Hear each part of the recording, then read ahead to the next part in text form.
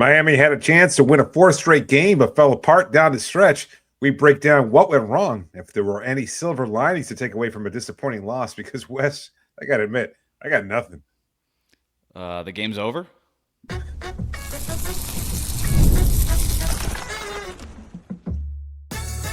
You are Locked On Heat, your daily Miami Heat podcast, part of the Locked On Podcast Network, your team every day. All right, welcome to Locked On Heat, your daily podcast on the Miami Heat, part of the Locked On Podcast Network, now the #1 sports podcast network. Whether you're tuning in on YouTube or on your favorite podcast app, thanks for making us your first listen every day. Join the Cookie Gang, become an everydayer. That means subscribing, tuning in every day, Monday through Friday, and signing up with the Everydayer Club with the link in the show notes. I'm Wes Goldberg, host of Locked On NBA Daily and Real GM Radio. I'm here with David Ramil. Both of us are credentialed Heat media members who cover this team every day. David, recording this after the Heat's loss to the Bucks. We got a bunch to get to today, including whether or not Spo cost the Heat the game with a specific decision in the fourth quarter. We'll also get to some questions from the Cookie Gang. But, David, this one was frustrating, man. The Heat lose to the Bucks, snapped their 3-game win streak. The attention to detail just wasn't there. That's what really stood out to me. They're losing guys on screens.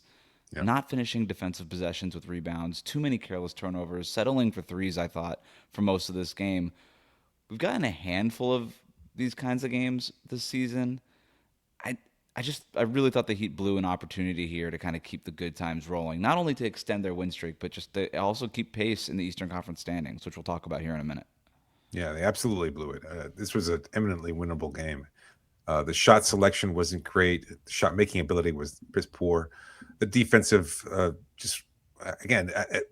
strange decision making there as far as when to pick up switches or exactly what to do in certain situations. They lost guys on screens, just leaving guys wide open from the perimeter. Bobby Portis, Kevin Porter Jr. I mean, those guys, Ryan Rollins, those guys caught fire at differing points throughout the game, and a lot of it was just from wide open looks that they had from the perimeter. Now, credit to Milwaukee, they did hit some tough shots, but I think a lot of this just falls on Miami. I don't know if they got too comfortable. I don't know if they just thought, oh, we'd be able to coast through here. In a game where Giannis Antetokounmpo wasn't playing, obviously, and you wind up losing to a team that really is struggling and has been struggling all season long. It's just disappointing that Miami has continued to show the same thing. Like we talked after the All-Star break that, I was curious in particular how Miami was going to be able to respond. Like, what was the attitude of this team going down the stretch and trying to see whether or not this was a group that had any sense of urgency and understanding of what was at stake here. And we saw it during the first 2 games, albeit against inferior opponents. That's fine. This is what you're supposed to do. You're supposed to beat these teams. And Milwaukee was one of those teams, and Miami came into the game tonight with the expectation that they would win, and without showing any effort whatsoever or any kind of consistent effort in terms of being able to do, as you said, the little things. Very sloppy game, a lot of turnovers in key moments too, when you were able to build a slight lead, because it never felt like Miami was able to pull away, but they did have a lead at some point. They even had a lead late in the fourth quarter too, and let that slip away. So just a incredibly head-scratching game from Miami, because I just didn't see anything there where they understood what was at stake here, and just failed in a number of different things with it, offensively, defensively, and everything in between. So it's a very disappointing loss. Yeah, you look at Milwaukee's box score, man. Like Kevin Porter Jr., 32 points. Ryan Rollins, 21 points. They kept losing those guys. It just felt like they could not get containment on either of them. Ryan Rollins specifically. Kevin Porter Jr. hit some tough shots in the fourth quarter. Ryan Rollins got a couple of wide open ones. Like, at some point, Kevin Porter Jr. is just going to make tough shots, and you just sort of throw your hands up and say, what are you going to do? With Rollins, just letting him walk into these mid-range shots, which is right in his wheelhouse. Like, that is on the Ryan Rollins scouting report. It was so out of character for this Heat team. It felt like that they didn't have the scout on what Milwaukee wanted to run. And I'm not going to sit here and claim that I'm watching the Bucks closely game to game, and maybe this was a new thing that they were doing, but their staggered screens, their double screens, some of the drag screen stuff that they were doing, it really felt like it took the Heat for a loop there. Like, they just didn't know how to defend it. The Heat have been switching everything more often for about like a month, maybe a couple months now. They had Bam high up on some of these screens, and then they've always all season long have had their perimeter guys fight over those screens. But Milwaukee was just able to put bodies on Davion Mitchell, Pelle Larsson. I'm not blaming anybody specifically. I'm just telling you the guys that were involved in this, and it was just time after time. Miami's defenders hitting a Milwaukee Buck body, and then Kevin Porter Jr. or Ryan Rollins or somebody else just getting downhill for these wide open layups. I mean, how many wide open layups were in this game? It was very out of character for the Heat, who do a really good job limiting that stuff typically. Yeah, good point. Yeah, it was strange to see this. I don't know. You wonder whether or not they were looking ahead to maybe a tougher matchup down the week later on this week in Philadelphia. I don't know, because typically Miami does understand these things, but you said that this is a typical of this team. I don't know. I don't even know if I can make that point anymore, because we've just seen this so consistent, where they show moments of not necessarily being great, but at least being good and understanding what's at stake here. And then you follow that up with a very disappointing loss. Like we've talked a number of times over the course of the season, their inability of late to win multiple games in a row. And here they are, they finally win 3 games in a row, one before the All-Star break. And it look like they're maybe starting to build some momentum. They're healthy. No excuses tonight. Like everybody just played poorly. And I think a lot of those shots, again, were very makeable shots. So the offense didn't look great, didn't look perfectly fluid, but it was good enough. Tyler Hero struggled. What did you think of the shots? What did you think of the shot selection? 48 3-point attempts out of the 94 field goal attempts overall. I thought they were settling for a lot of threes in this game. This Bucks defense is not very good.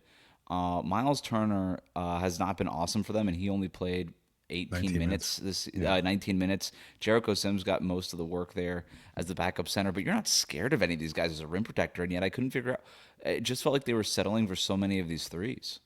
Yeah, I think the Milwaukee did a pretty good job of kind of challenging the initial ball handler from the perimeter, and then kind of just making a lot of switches there, picking somebody up, and again contesting at the rim, building a little bit of a wall there so the guys couldn't get to the rim very easily, because again, not a lot of shots that are in the painted area. So I think they did a pretty good job defensively in that regard, and then spraying it out to a wide open shooter, just more often than not wasn't able to capitalize. What they shot 33% from 3-point range, not nearly good enough. So on those 48 attempts, they didn't hit very many of them, and that's ultimately what it comes down to. Like if they hit a few of those shots, not even at an incredibly high rate, they didn't even have to exceed league average. They could have just been league average, and they would have been enough to win this game, and that just wasn't the case.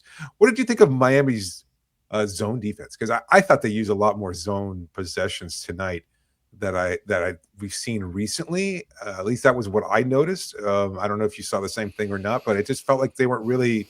You talked about the fact that they weren't able to pick up those screens. Was that a response to what Milwaukee was doing? Because I'm not sure exactly what. I think it was mostly ineffective, to be honest with you. There were a couple possessions where it worked, but mostly, again, just led to wide open shooters from the perimeter.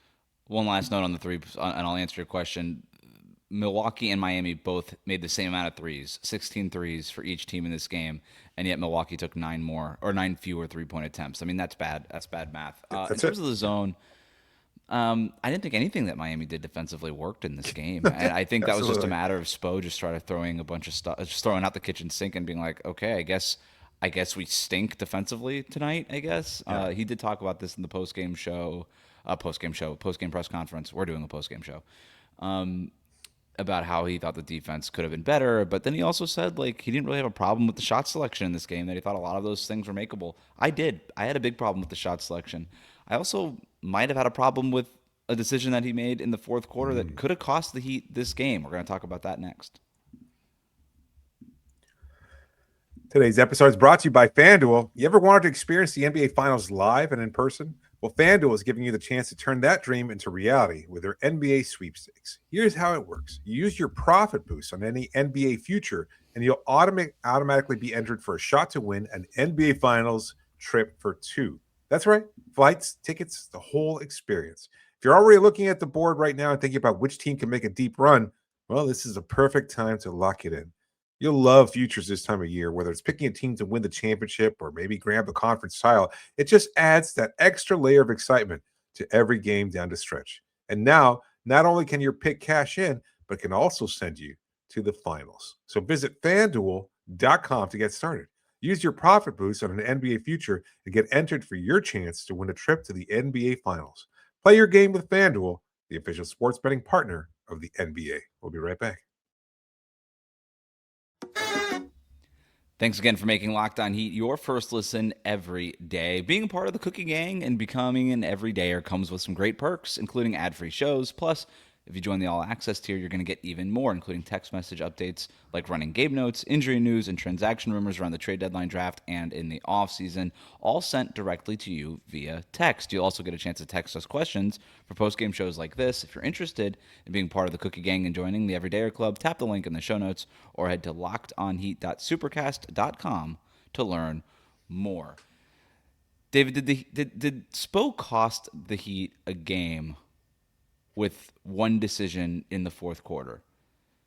So the Heat are up 102 to 100 midway through the fourth quarter.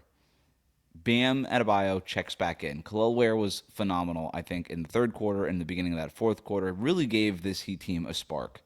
Yep. And it's typically Ware's time to come out midway through the fourth quarter when Bam is about to check in. Like I said, Heat up 2 at this point. 9:18 left in the fourth quarter. Bam checks in. Kel'el Ware stays in the game. Antennas go up. You're like, okay, some rare Bam and Ware minutes in the middle pockets of this game. If they're not starting together, they usually do not play together. But like I said, Ware was giving this team a jolt. I thought it was the right decision by Erik Spoelstra. I'm sitting here excited watching this game on my couch, being like, oh my gosh, we're getting Bam and Ware minutes. He's riding the hot hand with Ware. This is the right decision. 2 minutes later, Kel'el Ware comes out.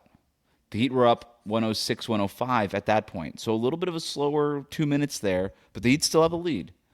Ware comes out, does not re-enter the game. The Heat are outscored 23-11 the rest of the way. They lose the game. Did Spo cost them the game with that decision? It's kind of hard to say. I feel like it contributed. I won't let him off the hook and say it wasn't a factor. I think it absolutely was, because the rebounding edge, like on those key possessions down the stretch when Miami's close enough and has the opportunity to, at least stay pace keep pace with Milwaukee, or maybe get an extra couple possessions or something like that. Khalil's not there, and then those opportunities are wasted. You talked about the shots at the rim. Who else was able to make shots at the rim but Kel'el? Like, it was a great lob threat. He was there. He was aggressive and looking for rebounds.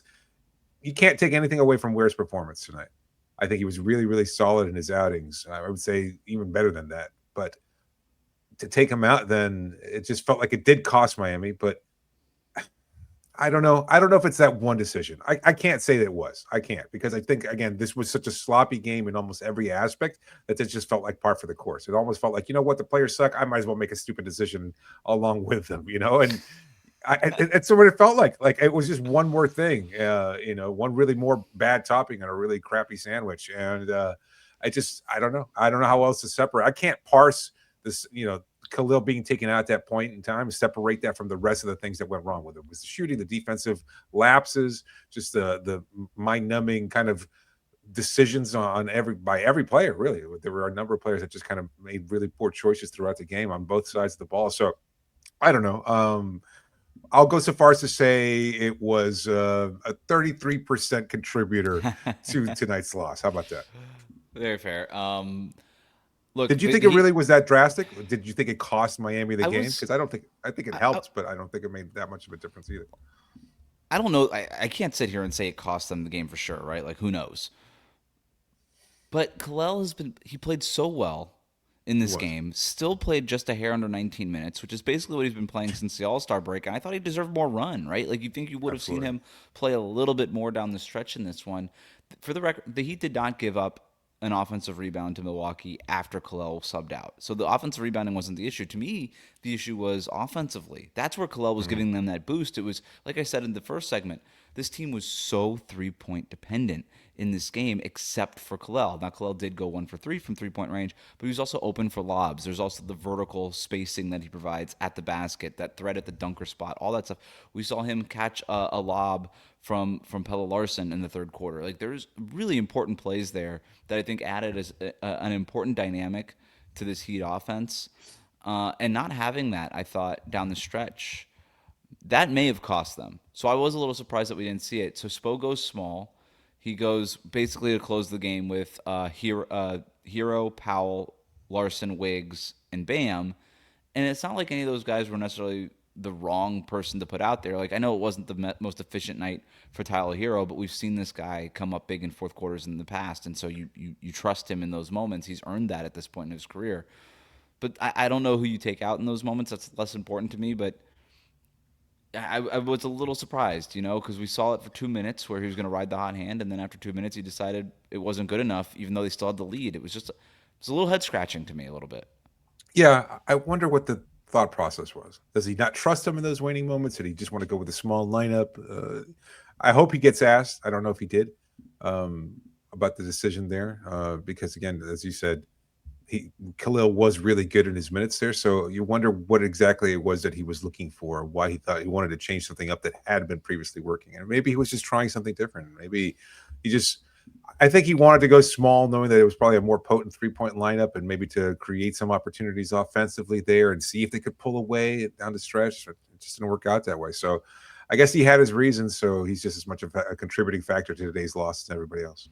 Yeah, Ware had that bad loose ball personal foul right before he got subbed out, where he basically misses the rebound, and then and fouls. I forget who it was that he fouled. Was it Rollins? Maybe, I can't remember. I think so. But just sort of, that was the second foul in the game. It's not a good enough reason to take him out.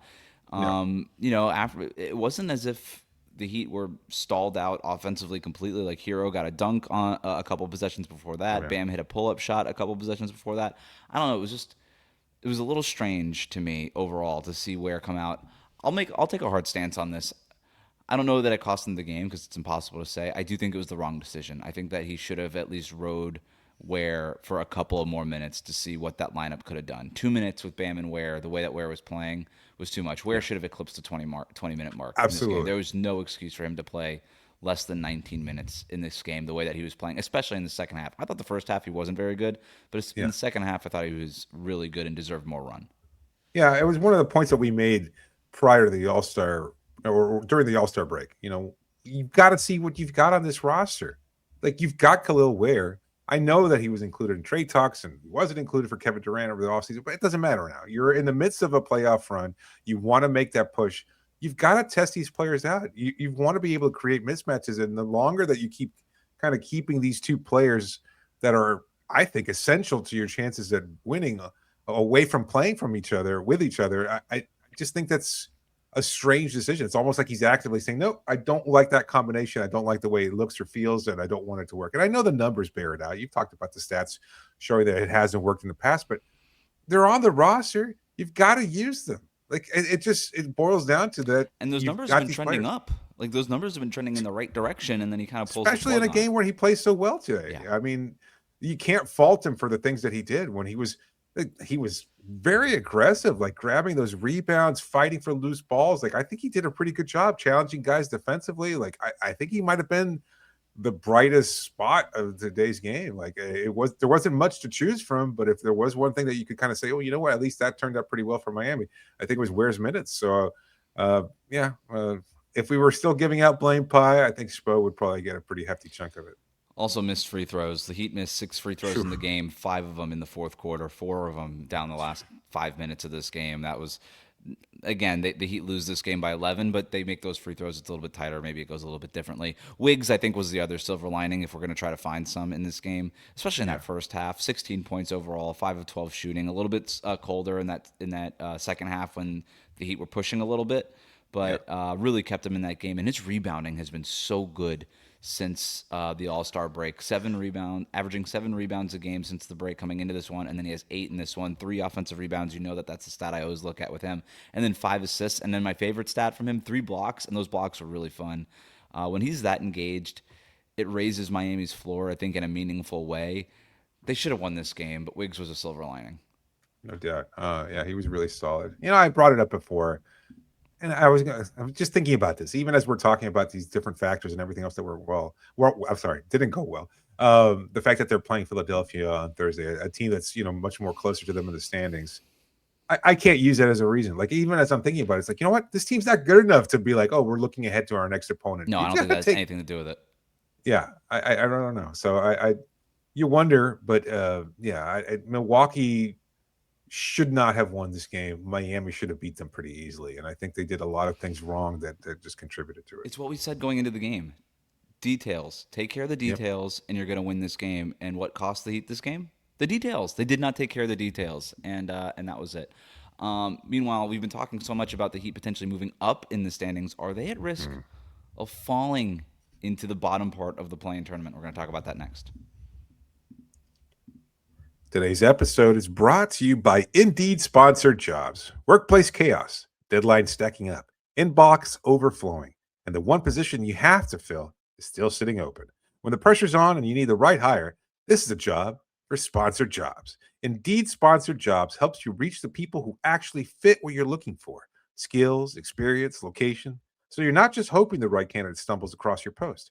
And here's a stat that says it all. In the minute that I'll be talking to you, companies like yours will have made 27 hires on Indeed, according to Indeed data worldwide. So if you're hiring, spend less time searching and more time interviewing candidates who check all of your boxes with Indeed Sponsored Jobs. Spend less time searching and more time actually interviewing candidates who check all those boxes. Less stress, less time, more results. When you need the right person to cut through the chaos, this is a job for Indeed Sponsored Jobs.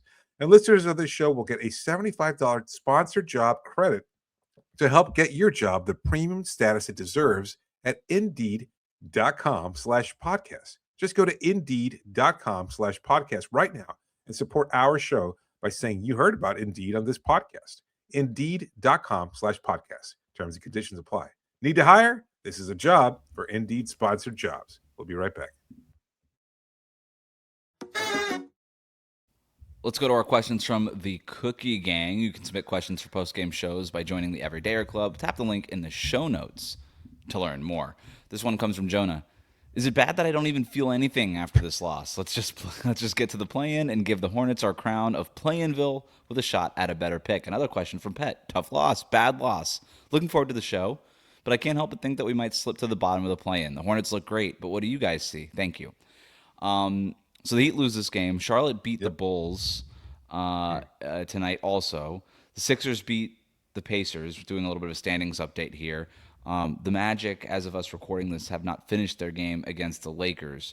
So right now in the standings, the Heat are 1.5 games behind the Sixers, who again won on a night where Miami lost. There's still 2 losses behind Orlando, depending on what happens tonight in Los Angeles.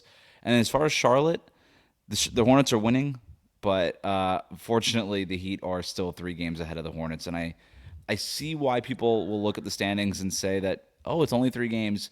3 games is a lot to overcome in 20-plus games. I'm not saying it's impossible, but it's also not like this is not razor thin either. I'm not at the point now of worrying about the Heat falling behind Charlotte in the play-in, but I will tell you what I am worried about. If the Heat do end up in the 7-8 spot in the play-in tournament and they lose that game and then have to play Charlotte in that second game, I'm not. I think Charlotte wins that game the way. Yeah, I think the Hornets are playing way better than the Heat lately. For the record, there are very few teams playing better than the Hornets lately. Yeah, 7-3 over the last 10. I mean, they've been pretty good. Best starting 5 in basketball. 32 points victory tonight. I mean, it's look, I could see why a lot of people are concerned about Charlotte. They've been playing very well, and it's a team to look out for. The point about not feeling anything, I can understand that. It's just we've seen too much from this team where they kind of just don't do those things. It's kind of hard to feel like there's a clear identity here as far as what this team is, and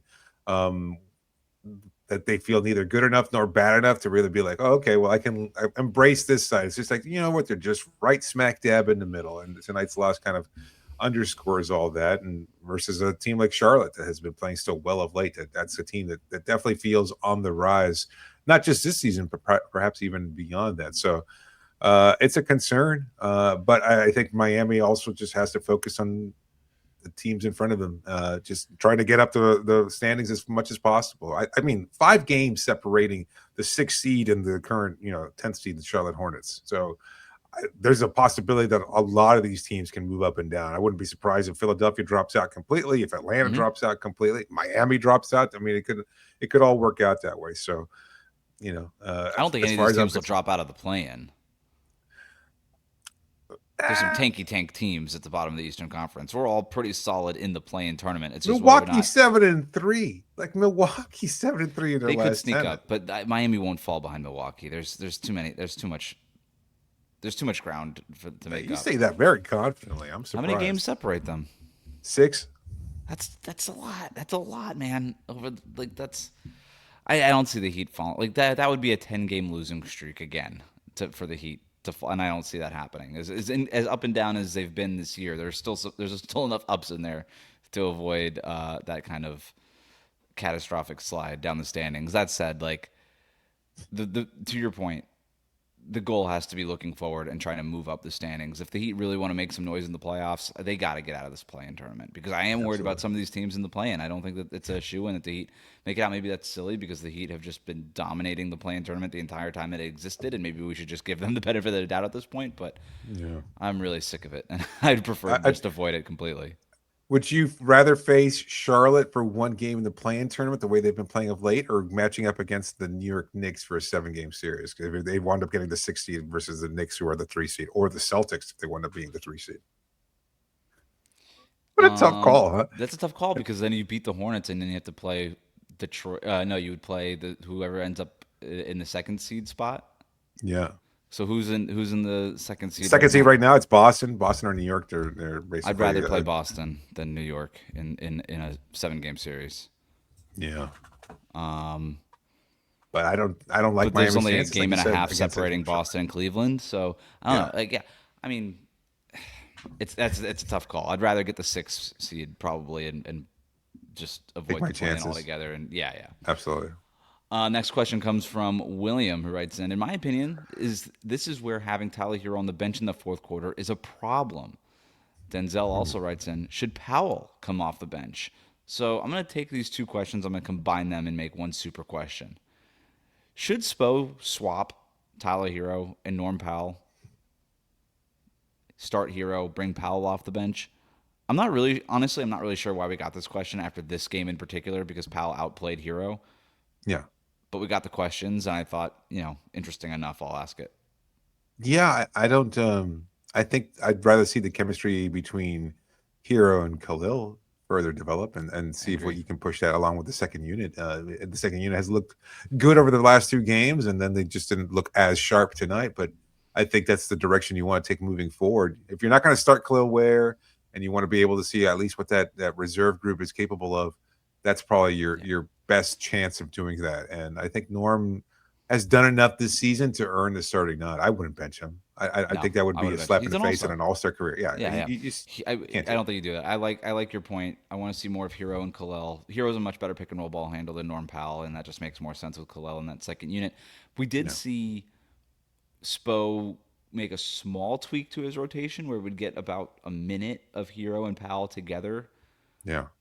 In the first half and in the second half, as opposed to just doing that really cold, clean stagger. He'd let them overlap for a minute or 2 and then get back to it.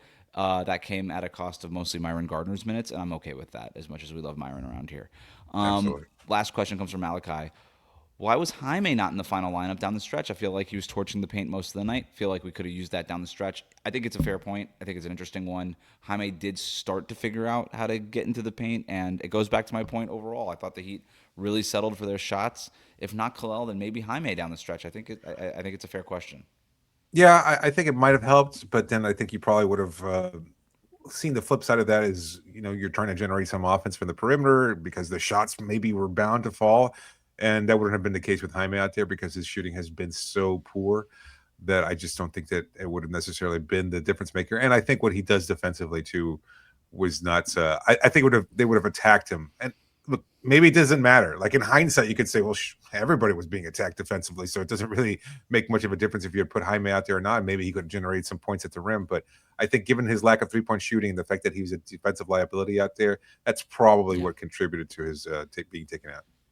He did miss 9 straight threes heading into this game. Well, 8 straight, and then he missed his first one. He did finally make a 3 in this game, so shout out Jaime for getting off the schneid there. That'll do it for us today. Thank you for tuning into Locked On Heat. Make sure you subscribe, follow Locked On Heat so you get all of the latest episodes. If you never miss an episode, the Everydayer Club is built for you. Join the Cookie Gang and get Locked On Heat ad-free, plus members-only Discord access, and a whole lot more. Head to lockedonheat.supercast.com to join the club.